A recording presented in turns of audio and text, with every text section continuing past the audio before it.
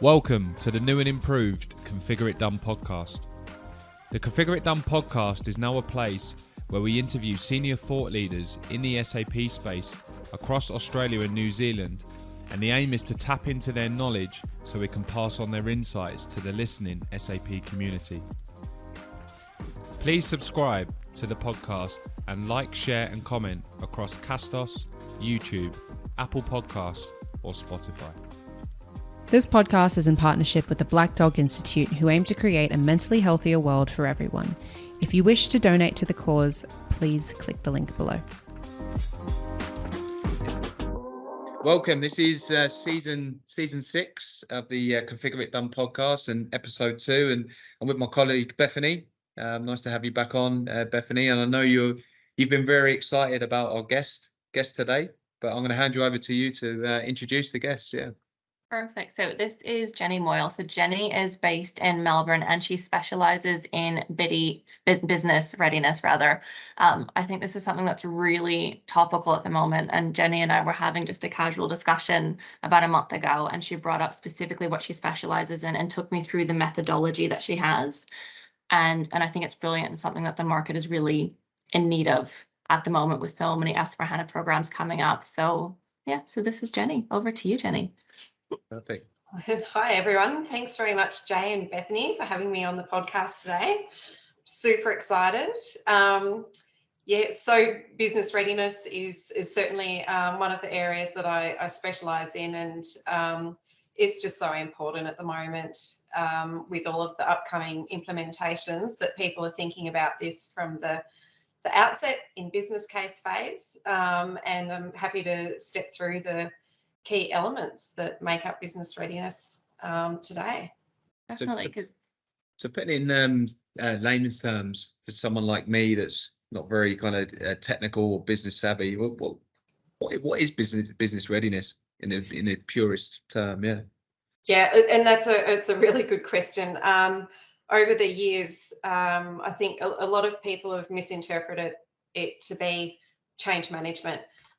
Change management as one aspect of business readiness. So business readiness is really, if you think about the whole SAP lifecycle of the project and the implementation, you'll typically start with a feasibility or business case, then you go into the implementation, then you'll go into go live, and after go live, there's business as usual.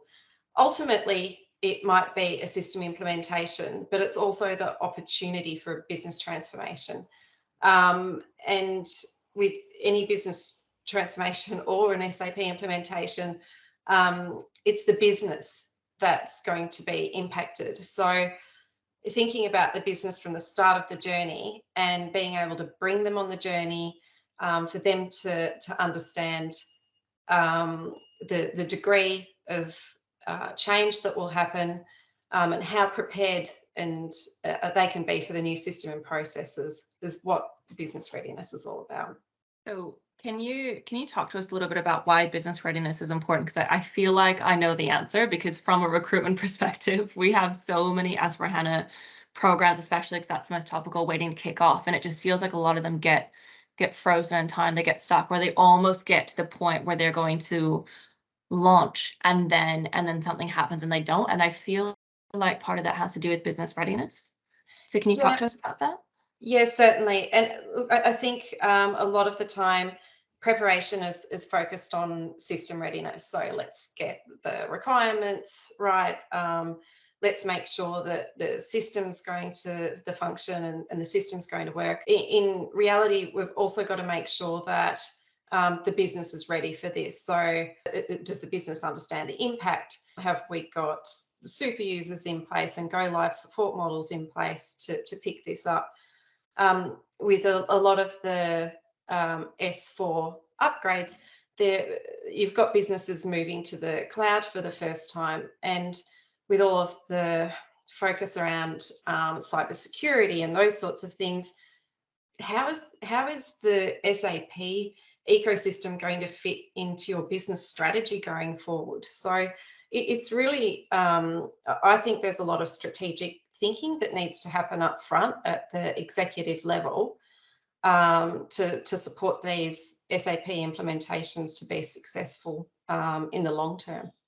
Because it also seems like, I hope I'm not putting my foot in my mouth here, because I do love my clients, but it also seems like what happens oftentimes is we launch into a large scale S4HANA or even SAP transformation program, and then it gets to the very end and suddenly things start to fall over. So it's either they're very delayed in starting, or once they do start, it's all systems go for a couple of years. And then once the project is complete, it never actually feels like it reached a point of completion. And it seems like that's because the people weren't taken into account. It was all about the technology and the numbers and the data rather than the people that it affects. Yeah, absolutely. It often happens, or that angle is thought about late in the project.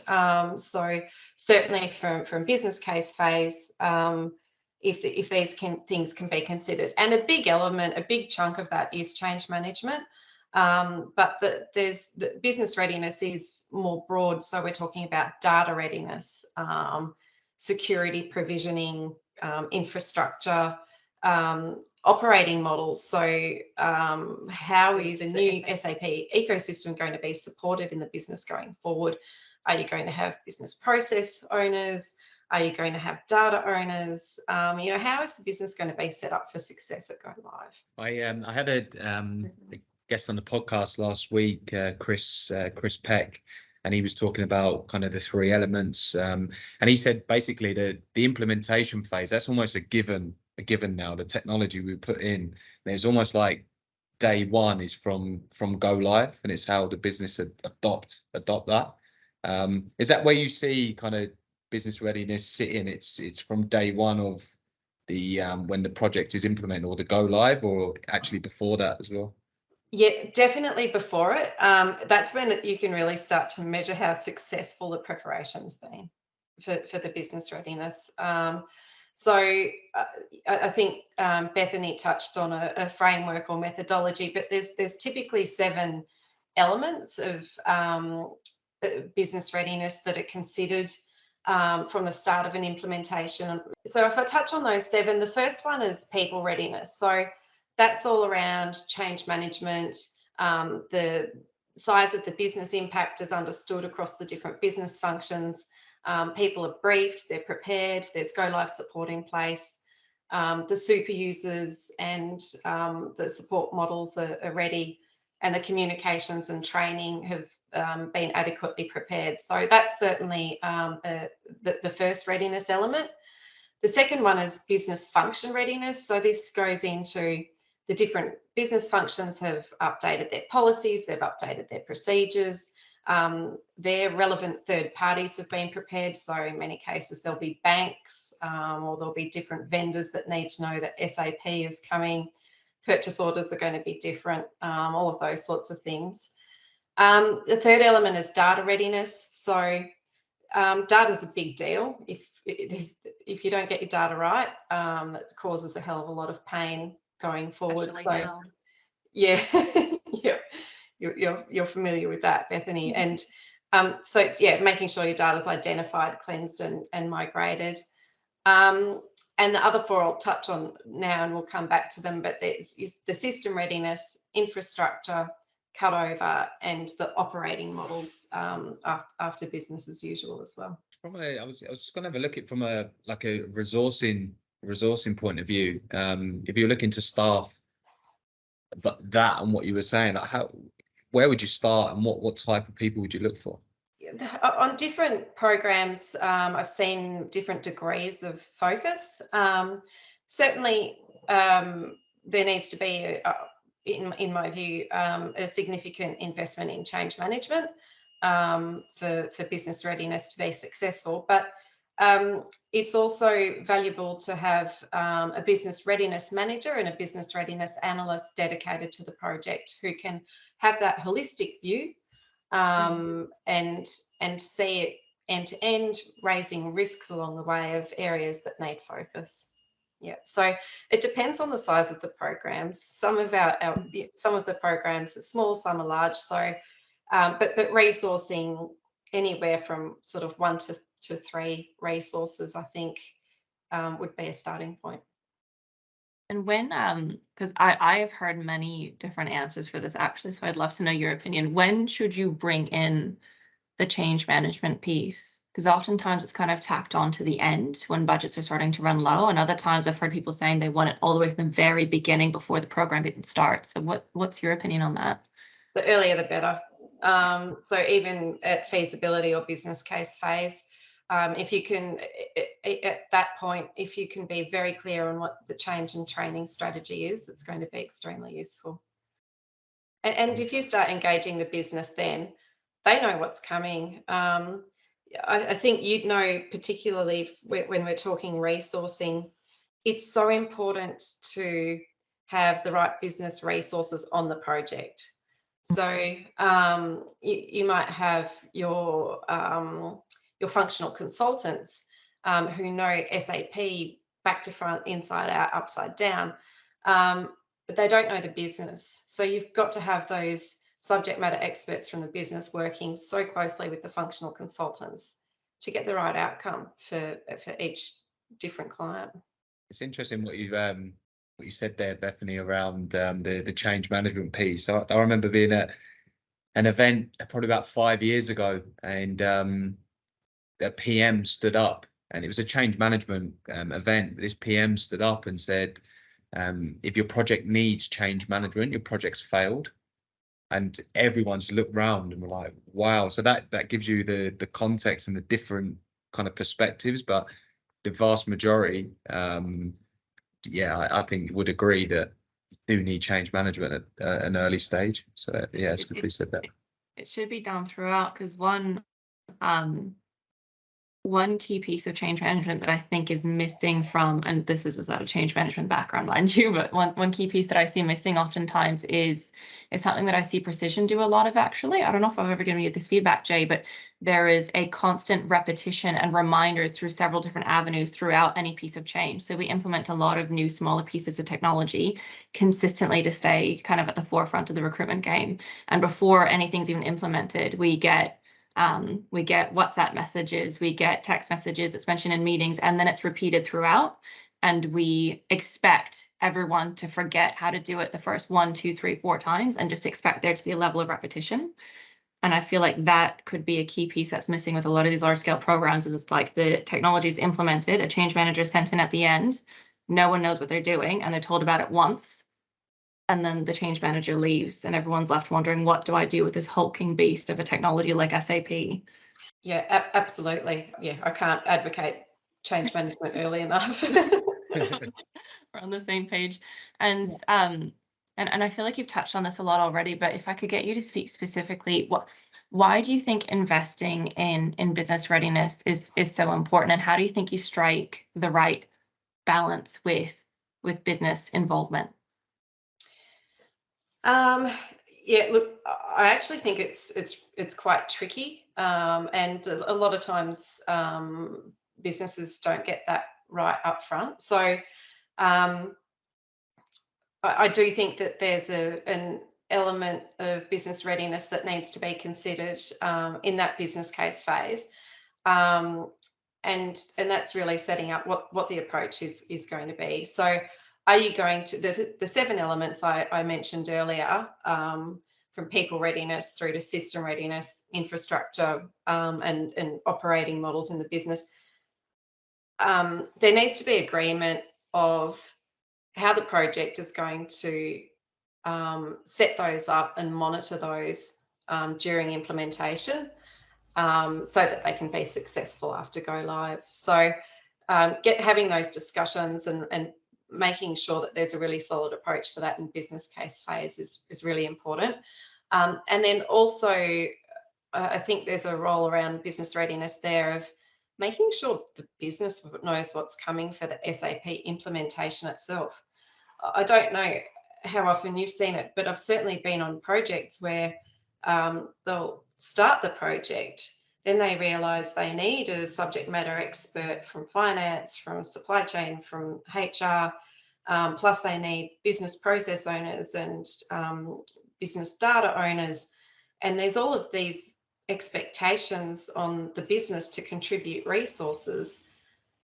that the business might not really be aware of. And if that's not established early on and up front, you're not really setting the implementation up to be as successful as it could be. So whether that's grouped under business readiness or project preparation, it could be either, but it's certainly something that sometimes slips in business case phase as well. And Jen, have you got any success stories, or on the flip side, like failure stories, and what the kind of key learnings were with this topic around business readiness, maybe from clients that you worked with in the past, or projects that have either gone really, really well, or the opposite, and what are the kind of key learnings? Yes, I'll share I think a success story first, which Sure. was Oil Search. So I worked with Oil Search in the capacity of as a business readiness advisor, and I came in a little bit late on their first phase implementation, which was Sydney and Papua New Guinea. And at that point, they hadn't invested in business readiness sort of a couple of months into the project. So it was a little bit difficult to catch up. However, the business really appreciated having dedicated support to talk through the issues that they were facing, the challenges that they were having, and the concerns that they thought they were going to encounter at go live, and were able to work through them and iron most of them out before going live. And for that Alaskan release, we had business readiness measures in place, which we'd already tried and tested it in the previous phase, of course. But that was when also COVID hit, and we had to go live remotely from majority in Australia for an Alaskan release. And I think the business readiness work really stood the team in good stead for the business to be supported during that go live. And it was a successful go live, as scary as it was us doing it from our bedrooms and kitchen tables and things in 2020. Yeah. Brilliant. Yeah, that's a great story. Funny how well, I feel like this has been touched on so much, but it still just shocks me how well so many programs ended up being completely remote in 2020 and even early 2021, and nobody expected it, and it just went off without a hitch, honestly. I mean, it still had the typical issues that a lot of large-scale programs do, but being remote just didn't affect anything very much. Yeah, it was incredible. Certainly the experience I've had, and others around me, and it's changed the way that we work going forward, and with a lot of positives in many ways. So if you were in the senior leadership team of an organization and were listening to this podcast, Jenny, what three key messages would you like to leave them with regards to business readiness? Yeah. The first is invest in business readiness early and make sure that the key business stakeholders are involved in the SAP program early. At the end of the day, it's the business that picks this up. So that would be the first one. The second, and I did a LinkedIn carousel on this last week, is I think it's really important to invest in vendor relationships, and if they can be partnerships and set those ground rules early, that's really going to help. And if your systems integrator can understand your business, it's certainly going to help the success of the implementation. And I think the third is being really clear on business resourcing expectations through the whole SAP lifecycle to support the project team. I think that's music to our ears from a recruitment perspective, but that's because we speak about it so much. But we do find that whether it be an SI or a recruitment partnership, the better those that you're working with understand your business, because issues will come up because we're human and every project is done by humans. This is how the issues pop up in the first place. And the better your partner knows all of the ins and outs of your business and the leadership style and the areas that people are struggling, the pain points, the easier it is to come in and mitigate the risk and help when things do fall over. So completely agree with it. Not surprising, but we do. Yeah. And Jenny, is it this has been a fantastic, really good podcast. I'm sure you know some excellent people as well. But is there anyone that you would like to hear on the podcast that others can learn from as well? Certainly, I think Mathieu Legue, who we've worked in the SAP ecosystem for, I think, 15 years together now. He always brings a strategic viewpoint and some really good insights around SAP programs. So, yeah, certainly be keen to see him on the podcast. Well, yeah, we'll definitely reach out to him. But I just wanted to thank you for your time today. I thought that was absolutely fantastic, and Bethany, great to have you back on the podcast again. Thank you so much, Jenny. This was so topical. We really appreciate it. Lovely to talk. Please like, share, comment and subscribe to the ConfigureITDone podcast.